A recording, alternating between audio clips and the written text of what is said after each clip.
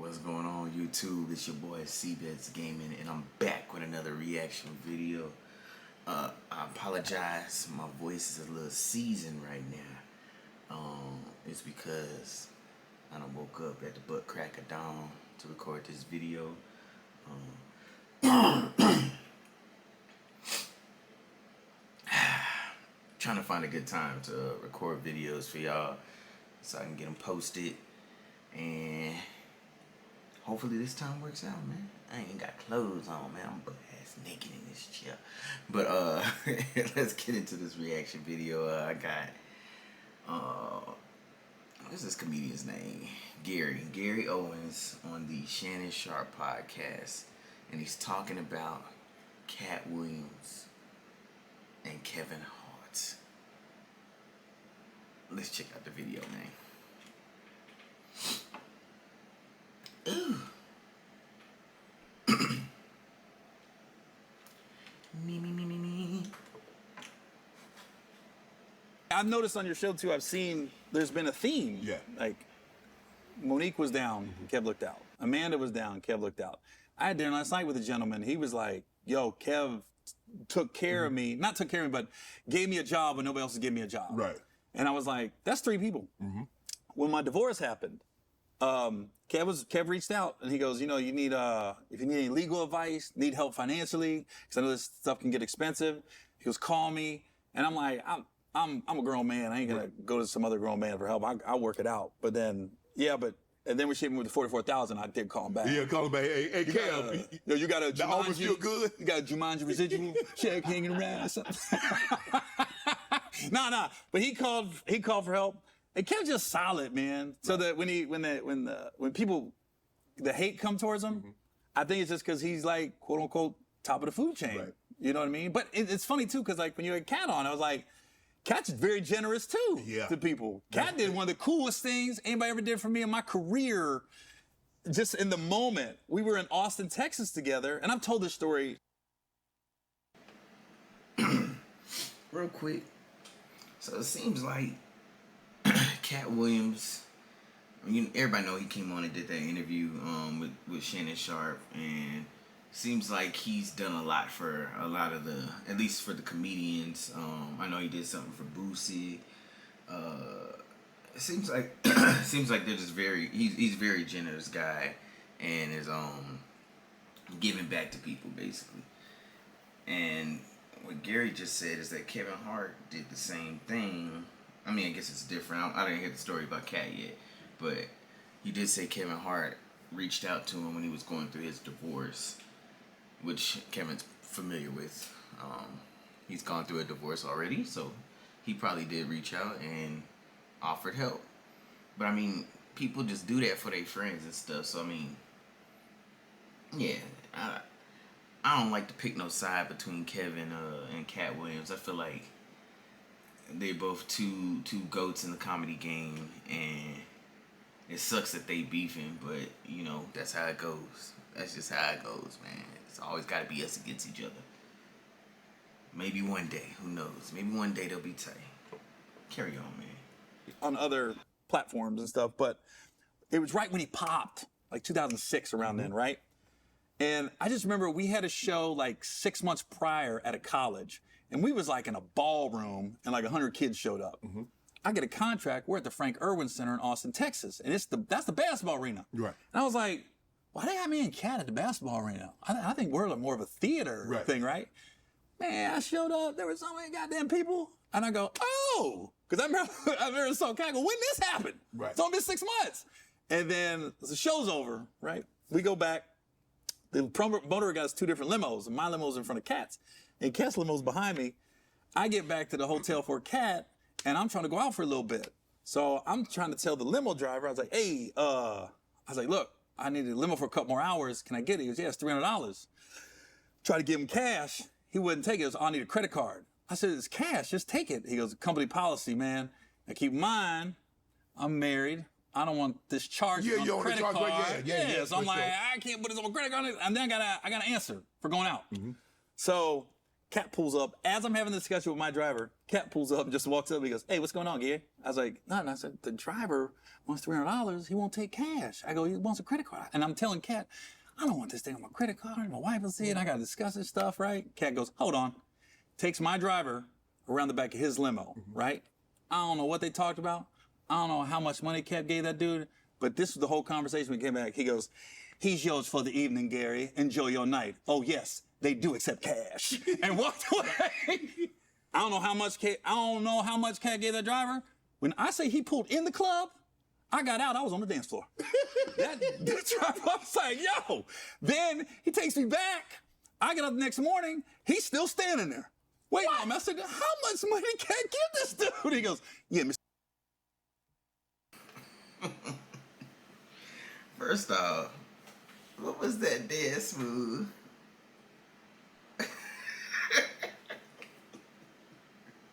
He said, yeah. But yeah, that's definitely, limo drivers do try to pull fast stuff on you. I think I had a limo one time, and it was high school prom or something like that.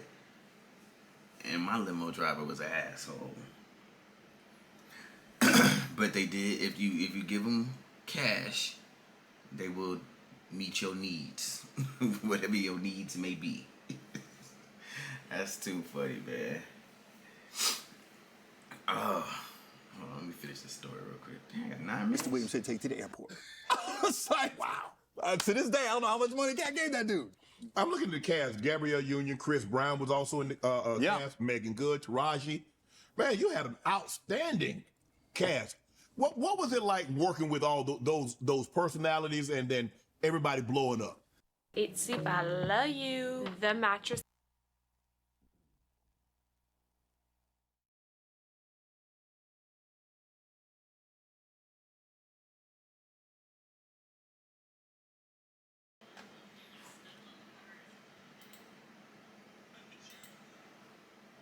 Hey, man. I haven't figured out how to skip the ads without paying no damn money. I think it's an ad blocker thing out there. Gary said it best. When we went to the table read, and everybody was there before we knew what it was, Kev had all the funny shit, right? And Jerry said it best. He goes, "It was set up for Kevin to hit a home run. We just didn't know how far he was going to hit it." Right. That still going. That ball's still going. That was some Bugs Bunny type shit. But everybody was very inclusive. Like, it's like, yo, I think this would be funny. Try it. Do it. There was no egos. There wasn't like somebody was stealing their shine, everything. It was the most I mean, you just look forward to going to work. Right. Everybody was cool. And then, of course, your boy's like, "Hey, man, what's Gab like? What you look like up close? What Megan like up close?" It's weird when you work with them, you don't look at them like that. I be looking at them like, why is everybody tripping? I mean, she cool, but you be looking at them like a cousin. Right. You know what I mean? To this day, I feel like, why people tripping over Megan? Right. That's just Megan. Right. Everybody was cool, especially us guys, man, because we know it was very separate. We didn't see the girls a lot. So, especially on the second one. But we'd see them every now and then, but it was more the 6 guys working together all the time. Like, man, this was just... I was trying to think of what he said the cast. I'm trying to think of what movie it was. And they said Kev took off. So I was like, think like a man? Once he started talking about Megan Good and shit, I don't even remember what other names he said, honestly. But only movie I can think of is Think Like a Man. And I don't even remember Gary Owens in the movie. Oh. No, he was. Yeah. He's one of the dudes, I guess, the groomsman. Dang. I barely remember the movie. Solid. Obviously, you mentioned earlier Katt. Katt was on here, and I guess we still trying to recover. Recover? What are you talking about? I'm looking at your watch, looking at your teeth, your glasses, your haircut. Yeah, thank you, Katt. Everybody got a raise. I don't think your barber got a raise.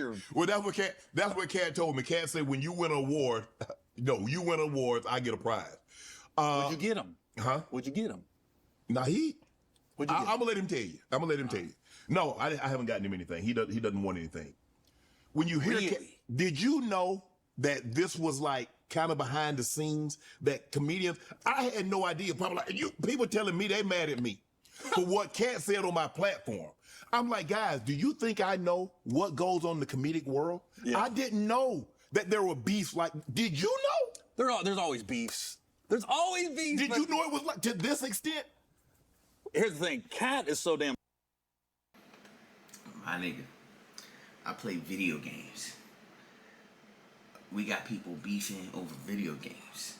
There's beef in everything. It doesn't matter what it is. Your job, there's beef. You know, school, there's beef. Shit, family, there's beef. There's beef with everything, Shannon. And I know you know that. Everybody know that. Come on. I'm smart, and his delivery is so good. It's very engaging. You know how to tell a story, Dan. Man, he's a great storyteller. Yeah, he's a great narrator. Yeah. But yeah, we all know those beefs. That's green room talk. Right. You know, he just aired it publicly, and you know, because we all know who ain't funny. We all know who's a hack. Right. Where there's rumors, people steal jokes. Right. I don't ever go the route like somebody just stole a joke, because I'm always like, we think alike, man. Right. We think alike a lot. Right. You know, and then sometimes you don't even realize it. Like, I've seen people like start to act like people, their mannerisms, their delivery, and stuff like that. So, I mean, sometimes people do steal. I ain't gonna say it doesn't happen, but I'm not just gonna out and out accuse you. But, okay, so that's so, because the thing was that I had said on, and I asked him, I said, Katt once accused you of stealing a joke. And he said, well, the timeline doesn't add up. Well, I didn't even have to bring it up, because when Katt came on, Katt brought it up. And he said, how the timeline doesn't add up. He said, the only difference is that you took my car and turned it into a spaceship. Yeah. So I think he was upset, and he says, well, I gave you a grace. I gave you a pass. You said you were sorry, blah, blah, blah. And then to come out here and say that didn't happen. But you're saying that if somebody stole your joke, you ain't gonna front him. You ain't gonna put it out there on Front Street. I'm a little more passive aggressive, unless it's my dad or stepdad. T-Mobile savings, take one. Alright.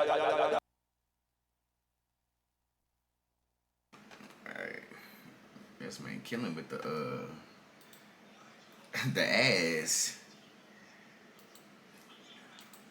That is how you make the money on YouTube, apparently. Trust me, when I get there, y'all, I'm gonna break it all down. Y'all gonna get all the details, alright? I'm talking about how much you make, RPMs, the CPMs, all that jazz. I'm gonna break all that down. I don't. There's some instances where they just took it, and you know. The only time I know somebody took my was there was a show on Showtime called Chocolate Sundays. And they did this whole bit of how a white guy can get away with saying the N-word. And what he does, he'd be like, Shannon, you my, and there'll be a black guy right next to him, and he'll say the N-word for him, right? Yes. I saw that sketch, and I go, wait a minute, that's my joke. I closed with that on my special in 2011 called True Story. How that joke came about was I was at the Improv on a Monday night. D. Ray Davis was there. He's got it on his little handheld camera. He sent it to me. I'm talking like 2007 this happened when the joke came about. I got a heckler. We were going back and forth. I said, well, why don't you come on stage? Because the heckler was like, well, you got the mic. You always going to win. I said like this. I said, man, if I was black, I would call you the N-word right now, but I'm not allowed.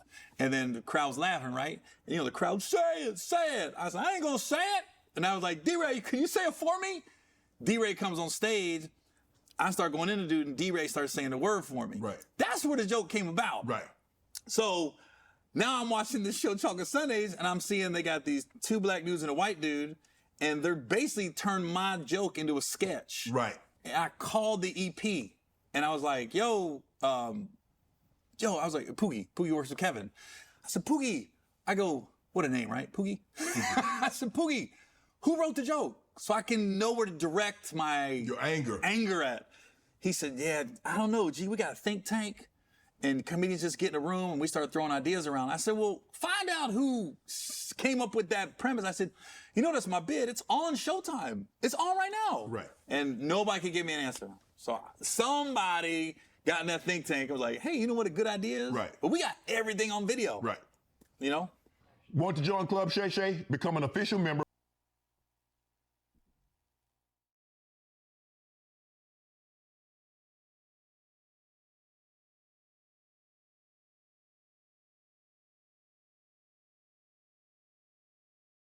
Mike.